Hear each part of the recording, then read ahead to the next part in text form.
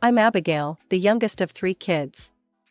My older sister, Sarah, is 2 years older than me, and my brother, Michael, is the eldest, 4 years my senior.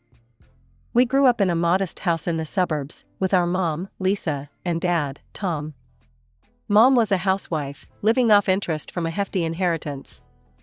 Dad worked as a sales manager at a local poultry farm.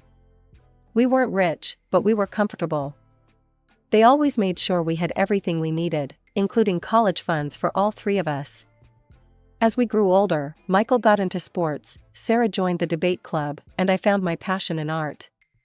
Our interests diverged, but our parents always made an effort to support each of us equally. When it came time for college, I chose to study graphic design at a school a few hours away. It was far enough to feel independent, but close enough to visit on holidays. As I drove away, watching my family shrink in the rearview mirror, I had no idea how much things would change. I thought I was just starting a new chapter in my life, not closing the book on my childhood forever. College life was a whirlwind of new experiences. I made friends, pulled all-nighters for projects, and gradually found my footing in the world of design. Weekly Skype calls with my family became monthly, then occasional. It wasn't intentional, just a natural drift as I got busier and more independent. 4 years flew by in a blur of classes, projects, and part-time jobs. Before I knew it, I was clutching my diploma, ready to face the world as a graduate. As I packed up my dorm room, a mix of excitement and anxiety swirled in my stomach. It was time to go home, to figure out my next steps. The drive home felt longer than usual. As I pulled into our driveway, I noticed my brother's flashy new car parked out front. Weird, I thought. Michael had always been practical about cars. I lugged my bags to the front door, expecting the usual warm welcome. Instead, I was greeted by an oddly tense atmosphere. "Oh, Abby, you're here," Mom said, glancing over her shoulder as she hustled past with an armload of laundry. "Your old room's been converted to a home office. You can sleep on the couch for now." I stood there, stunned. Okay, where's everyone else?" "Your father's at work. Michael's upstairs with his fiancée. Try not to disturb them." "Fiancé? When did that happen?" I dumped my bags by the couch and wandered into the kitchen, feeling like a stranger in my own home. That's when I noticed the changes. New appliances, fancy kitchenware, and a fridge plastered with Michael's photos and achievements. My artwork was nowhere to be seen. Just then, Michael sauntered in, a petite blonde trailing behind him. "Hey, Squirt," he said, ruffling my hair like I was still a kid. "This is Amber, my fiancée." Amber gave me a once-over and a tight smile. "Nice to meet you." Before I could respond, Mom bustled in. "Michael, honey, I've made your favorite pot roast for dinner." "Amber, dear, would you like some iced tea?" I watched, bewildered, as Mom fawned over them. It was like I wasn't even there. That night, I tossed and turned on the lumpy couch, trying to make sense of it all. The next morning, I cornered Sarah in the backyard. "What the hell is going on?" I hissed. Sarah sighed, looking tired. "A lot's changed, Abby. Michael got a cushy job at the bank, and suddenly he's the golden child. Mom and Dad act like he's their meal ticket to a comfortable retirement. But what about us? We're on our own," Sarah said bitterly. "They've made that pretty clear." As if on cue, Dad walked out. "Girls, your mother and I have been thinking. It might be best if you two found your own place. The house is getting a bit crowded with Michael and Amber here." Sarah and I exchanged glances. This wasn't a suggestion, it was an eviction notice.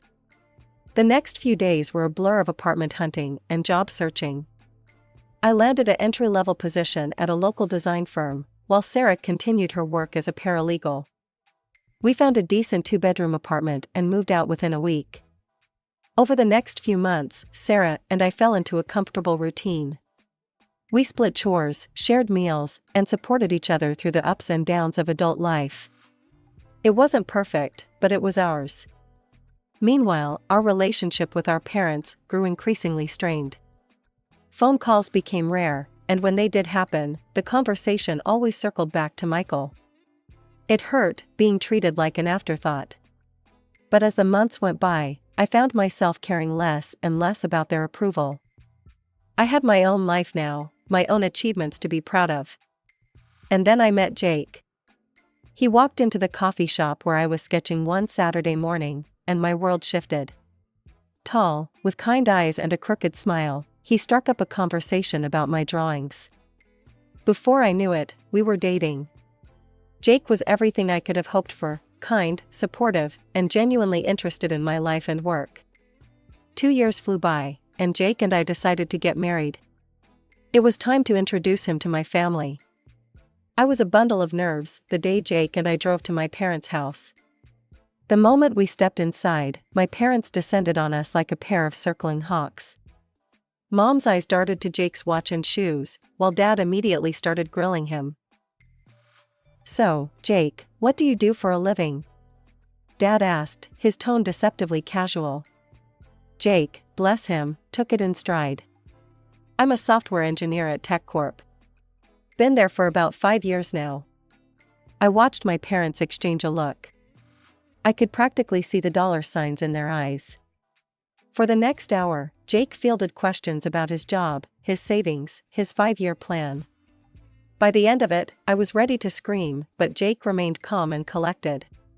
Finally, Dad leaned back in his chair, a satisfied look on his face. "Well, Jake, I have to say, you seem like a fine young man. A suitable match for our Abigail." I bristled at the word suitable, like I was a horse being sold at auction, but I bit my tongue. This was going better than I'd expected. As we were leaving, Mom pulled me aside. "Abigail, dear, your father and I have been talking. We'd like to pay for your engagement party and half of the wedding expenses." I left that day feeling hopeful for the first time in years. Maybe things were finally changing. Maybe my parents were starting to see me again. The next few weeks were a whirlwind of planning. Mom took charge of the engagement party, booking a swanky restaurant and inviting what seemed like half the town. I provided a guest list, but she kept adding names I didn't recognize. "Don't worry, dear," she'd say when I questioned it. "These are important people. It'll be good for you to know them." I was too caught up in the excitement to argue. Jake and I threw ourselves into wedding plans, and for once, everything seemed to be falling into place. Then, a week before the engagement party, my phone rang. It was Mom. "Abigail, I'm afraid we have to cancel the party," she said, her voice oddly flat. "Your brother, well, he and Amber had a fight. She's left him. He's absolutely devastated. We can't possibly have a celebration at a time like this." I couldn't believe what I was hearing. "But Mom, everything's arranged. People are expecting." "Don't be selfish, Abigail," she snapped. "Your brother needs us right now. I'm sure you understand." The call ended, leaving me standing in my living room, phone in hand, feeling like I'd been punched in the gut. After the shock of my parents' decision wore off, I felt a mix of anger and despair. I needed to talk to someone who would understand, so I called Sarah. "They did what?" Sarah exclaimed when I told her what happened. "That's ridiculous. Why don't you call Michael? Find out what's really going on. I bet it's not as bad as Mom and Dad are making it out to be." I hesitated. Michael and I hadn't been close in years, but Sarah had a point. "Okay, I'll do it." With a deep breath, I dialed Michael's number. To my surprise, he picked up on the second ring. "Hey, what's up?" He sounded perfectly normal, not at all like the devastated mess our parents had described. "Michael, I heard about you and Amber." "I'm sorry. What happened?" There was a pause, then a heavy sigh. "Yeah, well, it's complicated. I screwed up, Abby. I cheated on her, and she found out. Anyway, why are you calling?" I explained about the engagement party, and how our parents had cancelled it because of his situation. "What?" Michael sounded genuinely surprised. "I don't care if you have a party. Hell, I wasn't even planning to come." His words confirmed what I'd suspected. This was just another excuse for our parents to control my life. Thanks for being honest, Michael. I hope things work out with Amber. After hanging up, I immediately called my parents. This had gone far enough. Mom, Dad, I just talked to Michael, I said as soon as they picked up. He doesn't care about the engagement party. He wasn't even planning to come. There's no reason to cancel it. There was a moment of silence, then Dad's voice came through, hard and angry. Abigail, I can't believe how selfish you're being. Your brother is going through a difficult time, and all you can think about is your party? But Dad, that's not. Mom cut in, her voice shrill. We raised you better than this, Abigail. Family comes first. Always. But I am family, I shouted, frustration boiling over. What about me? What about what I want? That's enough, Dad roared. The party is cancelled. End of discussion. The line went dead. I stared at my phone in disbelief, tears of anger and hurt stinging my eyes. In desperation, I called the one person who had always been in my corner, Grandma Rose, my father's mother. Through tears, I explained everything, the engagement, my parents' promise, the cancellation, and the conversation with Michael. Oh, honey, Grandma said softly. I'm so sorry you're going through this. Your parents, well, they've always had their blind spots. Let me talk to them. I waited anxiously for Grandma to call back, hoping against hope that she could talk some sense into my parents. An hour later, my phone rang. I'm sorry, Abby, Grandma said, sounding tired and frustrated. I tried, but they won't budge. Your father said they've already canceled the restaurant reservation and notified the guests. I'm so sorry. As the reality of the situation sank in, I felt a strange calm settle over me. It's okay, Grandma. It's not your fault. Thank you for trying.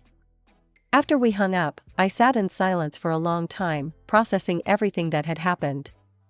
My parents had gone behind my back, canceled my engagement party, and hadn't even had the decency to tell me themselves. I looked at the framed photo on my bedside table, a picture of my whole family from years ago, all of us smiling and happy. With a sudden, decisive movement, I turned the frame face down. It was time to accept the truth. The family in that photo didn't exist anymore. The day after the disastrous phone calls, I was nursing a cup of coffee and trying to figure out how to salvage my engagement plans when there was a knock at the door. To my surprise, it was Grandma Rose. We settled on the couch, and Grandma took a deep breath. Abby, honey, I'm afraid your parents haven't been entirely truthful with you. My stomach clenched. What do you mean? I did some digging, she said, her eyes flashing with a mixture of anger and disappointment. Your parents, they bought an expensive vacation package for Michael and Amber. 2 weeks in the Maldives, all expenses paid. And a rather pricey engagement ring for Michael to give her while they're there. They're hoping it'll be enough for Amber to forgive Michael for his indiscretion. And there's more. They've offered to pay for Michael and Amber's entire wedding. The pieces started falling into place, and I felt sick. That's why they canceled my engagement party. They're choosing Michael over me. Again. What am I supposed to do now? Jake and we were counting on their help for the wedding. Grandma straightened up, a determined look in her eye. Now, you listen to me, Abigail. Your parents might have let you down, but I won't. I'm going to pay for your engagement party. Grandma, no, I can't let you do that, I protested. Nonsense, she waved me off. I want to do this for you. And what's more, I'm going to pay for half of your wedding too. I shook my head vehemently. Absolutely not. That's too much money, Grandma. I won't let you spend your savings on me like that.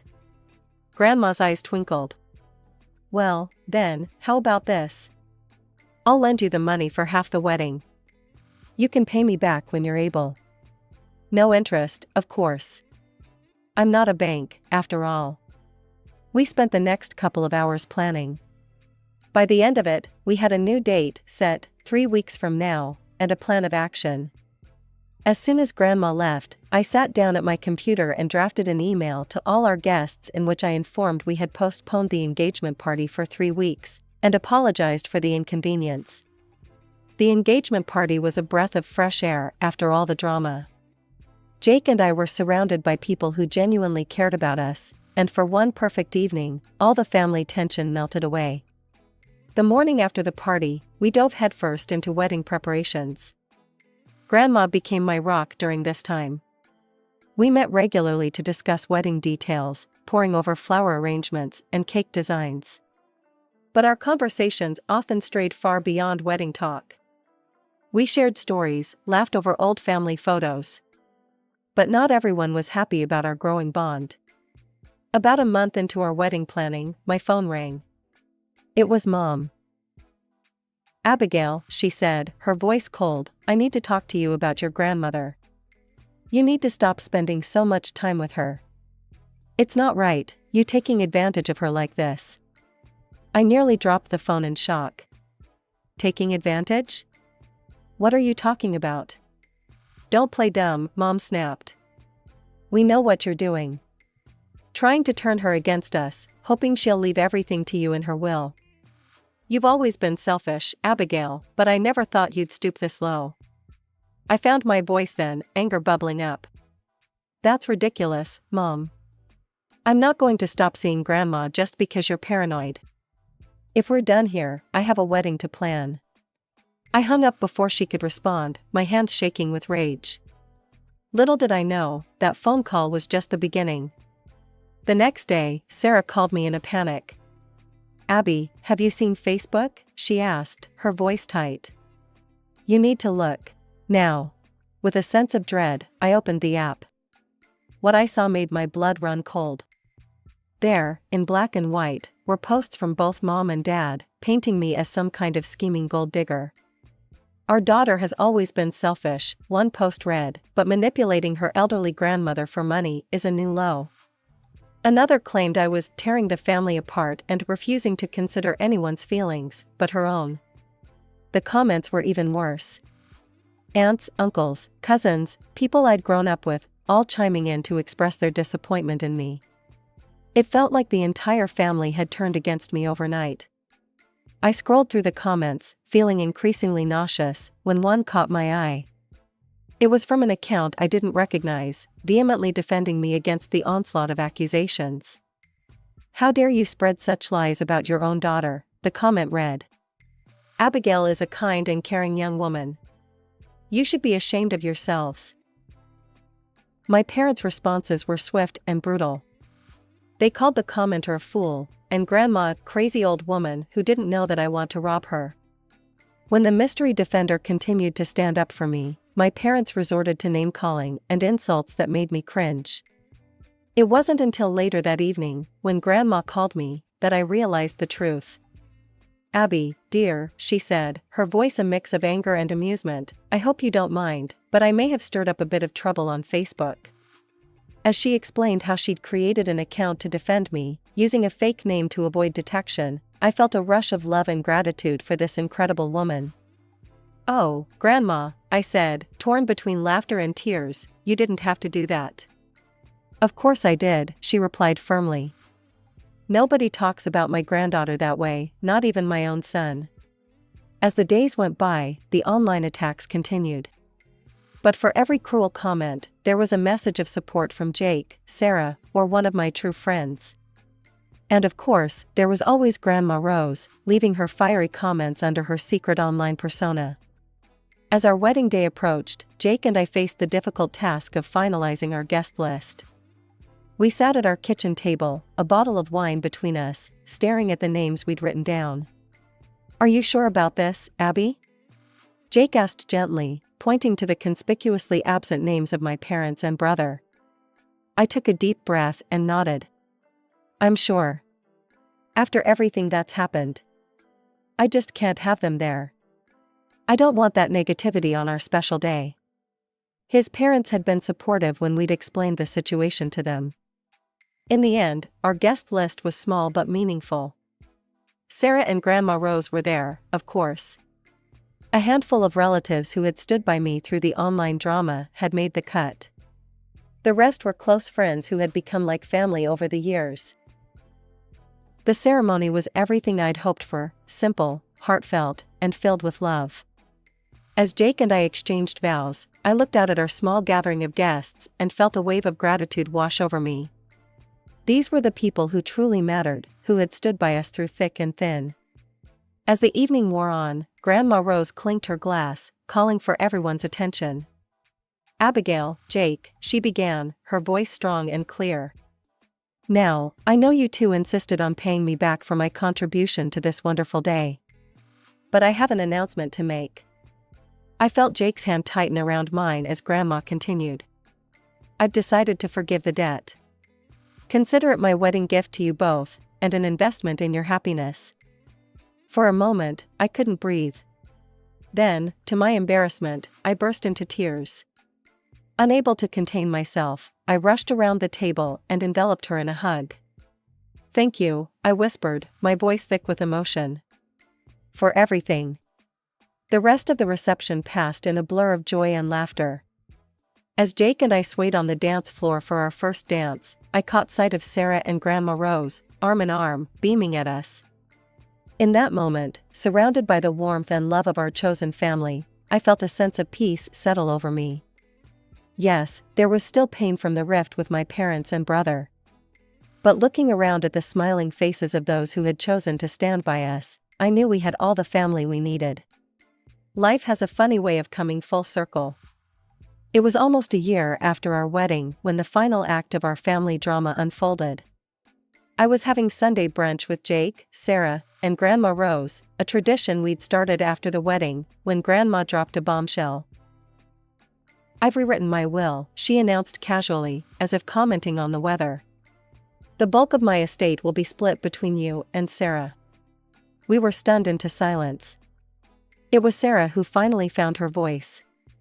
"But what about Dad and Michael?" Grandma's eyes hardened. "They've made their choices. I'm making mine." Of course, news travels fast in families, even fractured ones. It wasn't long before my parents found out, and all hell broke loose. I was at work when my phone started buzzing incessantly with notifications. Ducking into an empty conference room, I opened my messages to find a barrage of angry texts from my parents. "How dare you manipulate your grandmother like this? We always knew you were after her money. You've torn this family apart." I felt my chest tighten, old wounds threatening to reopen. But before I could spiral, another message came through, this one from Grandma. "Don't worry, dear. I'm handling it."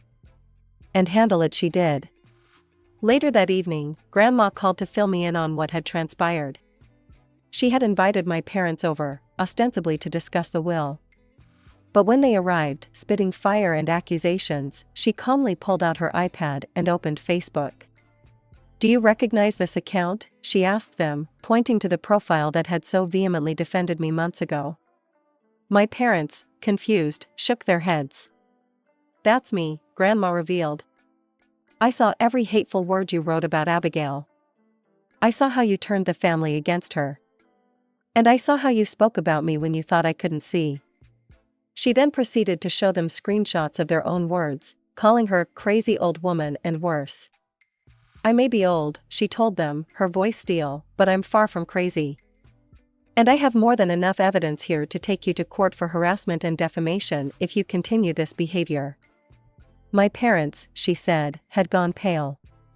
"But I don't want to do that," Grandma continued. "What I want is for you to take a long, hard look at yourselves. At the damage you've done to this family with your favoritism and your cruelty." In the weeks that followed, an uneasy truce settled over the family. My parents retreated, chastened by Grandma's words and the threat of legal action. They made no more public posts about me, and the family grapevine fell silent. As for Michael, life had a way of balancing the scales. Despite all my parents' efforts, the expensive vacation, the ring, the promises of a lavish wedding, Amber couldn't forgive his infidelity. She left him for good, and last I heard, he was back living with our parents. It's been 3 years since that day. Jake and I are happy in our life together. We bought a small house not far from where Sarah lives, and we see her and Grandma Rose regularly. Our Sunday brunches have become a cherished tradition, filled with laughter, love, and occasionally, Grandma's legendary apple pie. My parents and Michael? We don't talk. Sometimes I feel a pang of sadness for what might have been, but mostly, I'm at peace with it. I've learned that family isn't just about blood, it's about the people who stand by you, who love you unconditionally, who fight for you when you can't fight for yourself.